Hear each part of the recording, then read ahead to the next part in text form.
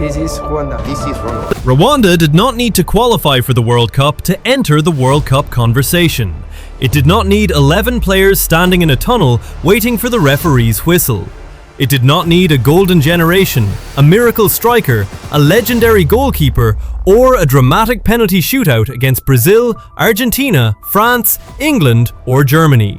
Rwanda entered the biggest football imagination on earth through something colder, quieter, and far more modern: visibility. Imagine the World Cup final, the stadium shaking, the floodlights burning like a second sun, billions of people watching from every continent, cameras moving across the pitch, across the fans, across the players, across the advertising boards, across every inch of the football machine. In that kind of world, attention is no longer a side effect. Attention is the prize. And Rwanda understood that if you cannot control the tournament, you can still enter the ecosystem that surrounds it. You can enter the emotional economy of football. You can enter the memory of the viewer. You can appear beside the superstars, beside the trophies, beside the celebrations, beside the viral moments that move across the planet faster than any diplomatic speech. That is what made the Visit Rwanda campaign so strange, so brilliant, and so controversial. A small, landlocked country in East Africa placed itself inside the same visual universe as Arsenal, Paris Saint-Germain, Bayern Munich, Atletico Madrid, Lionel Messi, Kylian Mbappe, Neymar, Sergio Ramos, Bukayo Saka, Mesut Ozil, Pierre-Emerick Aubameyang, and some of the most marketable football institutions on earth. It did not buy football. It did not buy the World Cup. It did not buy the Champions League. But it bought something that every country, every brand, every politician, and every empire wants: a place in the imagination. And in the modern world, imagination is power. A football shirt is no longer just a football shirt. It is a moving billboard. A sleeve is no longer just fabric. It is a micro-territory inside the global attention economy. A training kit is no longer just training equipment. It is a media surface, photographed, shared, clipped, reposted, and remembered. When a superstar smiles, turns, hugs another player, lifts a trophy, walks out of a tunnel, or trains under the cameras, the logo moves with him. That is where Rwanda entered the game. Not through the front door, where billionaires fight for ownership and Gulf states spend like empires. Rwanda entered through the side door, the sleeve, the back of the shirt, the training ground, the LED board, the academy, the background behind the moment. And in modern media, the background does not always remain background. Sometimes the background becomes the story. At first, people saw two words and ignored them: Visit Rwanda. Then they saw them again, and again, and again. On Arsenal, on PSG, around Champions League nights, around players whose faces had more global reach than many heads of state. Then the question began to grow. Why Rwanda? Why here? Why football? Why is a country that many people once associated only with tragedy now appearing inside the most glamorous sport on the planet? That question was not a weakness. That question was the campaign. Because the first job of branding is not to persuade. The first job of branding is to interrupt invisibility. Rwanda was not trying to explain everything in one advertisement. It was trying to force recognition. It was trying to make the name familiar before the audience even knew what to think about it. This is how modern power works. First, you become visible. Then you become searchable. Then you become debatable. Then you become familiar. Then you become possible. And once a destination becomes possible in the mind, tourism, conferences, investment, and influence can follow. That is why this story is much bigger than a sponsorship deal. It is about a country trying to rewrite its global image in real time. It is about football as a machine of emotion. It is about sport as diplomacy. It is about tourism as strategy. It is about luxury as national branding. It is about controversy hiding behind beauty. It is about a logo that looked small but carried a national ambition. Rwanda did not win the World Cup. Rwanda did not lift the Champions League trophy. Rwanda did not own the clubs. But for a moment, it understood where the world was looking, and it placed its name there. To understand why this campaign mattered, you have to understand the prison Rwanda was trying to escape. For many people outside Africa, Rwanda's name was trapped inside one historical image: the 1994 genocide against the Tutsi. That tragedy was real, horrifying, and impossible to erase. It shaped the world's understanding of the country for decades. But no nation wants to be frozen forever inside its worst moment. A country is not only its tragedy. A country is also its rebuilding, its contradictions, its ambition, its people, its cities, its economy, its dreams, and the story it tries to tell after the world stops watching. Rwanda's challenge was not only economic, it was psychological. It had to convince the world that Rwanda was not only a place people remembered from history documentaries, humanitarian reports, and international news archives. It wanted to be seen as a place people could visit, invest in, hold conferences in, and associate with safety, order, conservation, and luxury. That is an incredibly difficult transformation. You cannot simply announce it. You cannot just publish a brochure and expect the world to forget decades of mental association. You cannot build a hotel and assume wealthy travelers will come. You cannot protect gorillas and assume the global elite will suddenly book flights. First, you must change perception. Perception is the invisible border every country must cross before tourists cross the physical border.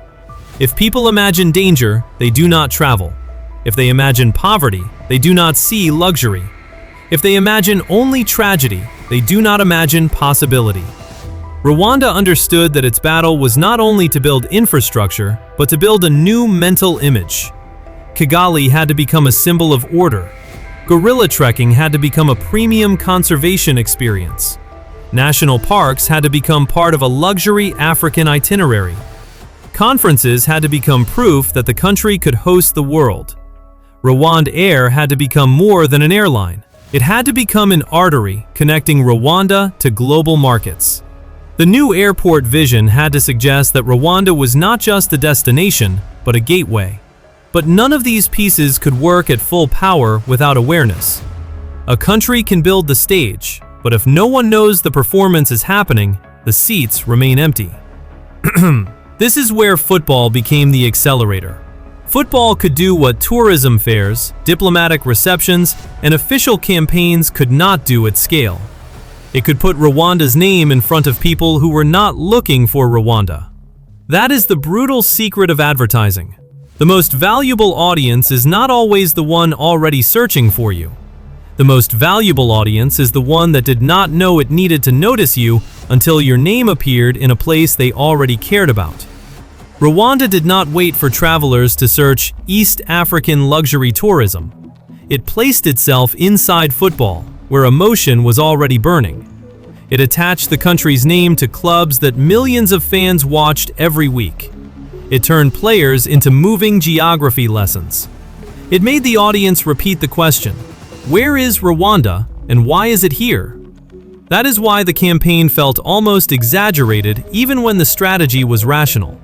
A country that once struggled against a narrow international image was now appearing beside global icons.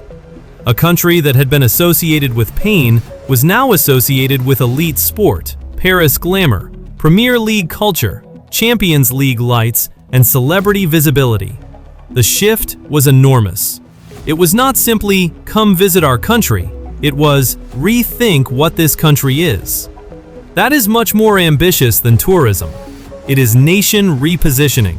It is soft power. It is psychological reconstruction through global media. But the same ambition that made the campaign powerful also made it vulnerable.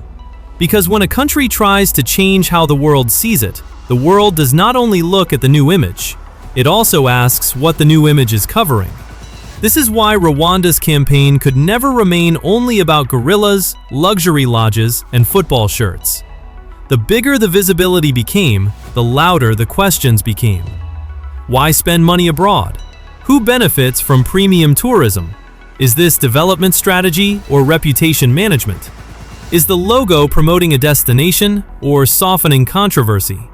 These questions did not destroy the campaign, they became part of it. And that is the paradox of attention. The same light that makes you visible also makes your shadows visible. Rwanda wanted the world to look again. The world did look again. But when the world looked, it saw both the beauty and the debate. Arsenal became the first door Rwanda opened, because Arsenal was not only a football club, it was an emotional empire with millions of believers spread across continents. In Africa, Europe, Asia, North America, and the Middle East, Arsenal was not just watched, it was felt. The club carried history, beauty, pain, elegance, failure, loyalty, and hope inside one red and white identity. For Rwanda, that mattered, because a normal tourism advertisement could never enter people's emotions the way football does. A website can be skipped, a brochure can be ignored, a government campaign can disappear. But a logo on an Arsenal sleeve travels inside moments fans already care about. When Arsenal wins, the logo is there. When Arsenal suffers, the logo is there. When a player celebrates, when fans share highlights, when arguments explode online, when cameras zoom in, the same two words appear again: Visit Rwanda. At first, it looked almost strange. A country, not a company, buying space on the sleeve of a Premier League club. A tourism board entering a place normally occupied by banks, betting firms, airlines, or global corporations.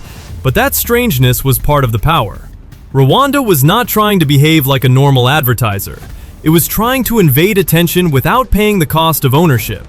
It did not buy Arsenal. It did not buy the Premier League. It did not buy the World Cup.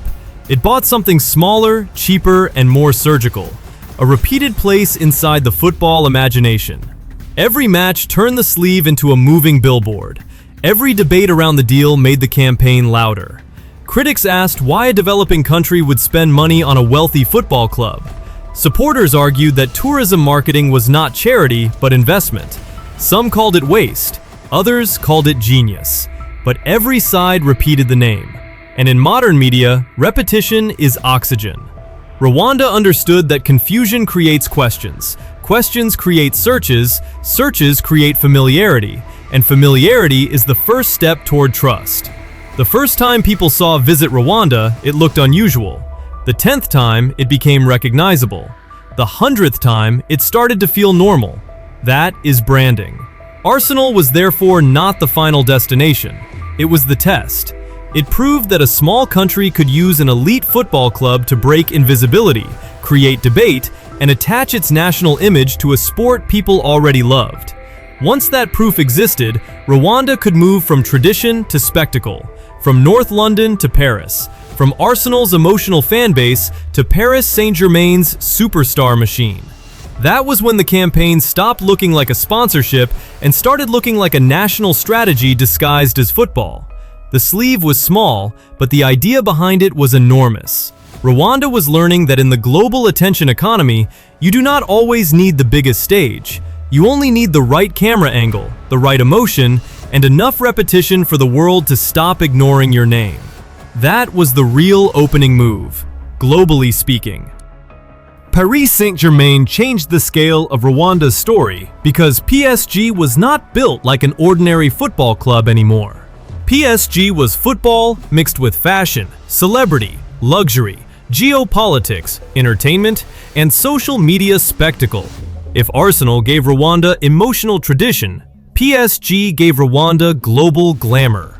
Paris itself was already a brand before the club even entered the frame. Add Neymar, Kylian Mbappe, Lionel Messi, and Sergio Ramos, and PSG became less like a club and more like a moving red carpet with a football pitch attached to it. For Rwanda, that was priceless, because the country was not trying to sell itself as a cheap destination. It was trying to sell exclusivity, conservation, safety, order, premium travel, and international sophistication.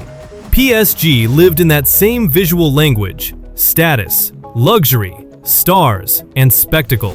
When Visit Rwanda appeared on PSG training kits, interview backdrops, pitch-side boards, and digital content, Rwanda moved beyond football tradition and entered football mythology.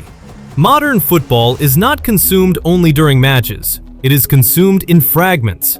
A training clip, a tunnel walk, a warm-up, a hug, a smile, a behind-the-scenes video, a TikTok edit, a YouTube highlight, an Instagram screenshot. PSG mastered that world because its players were not just athletes, they were global content engines.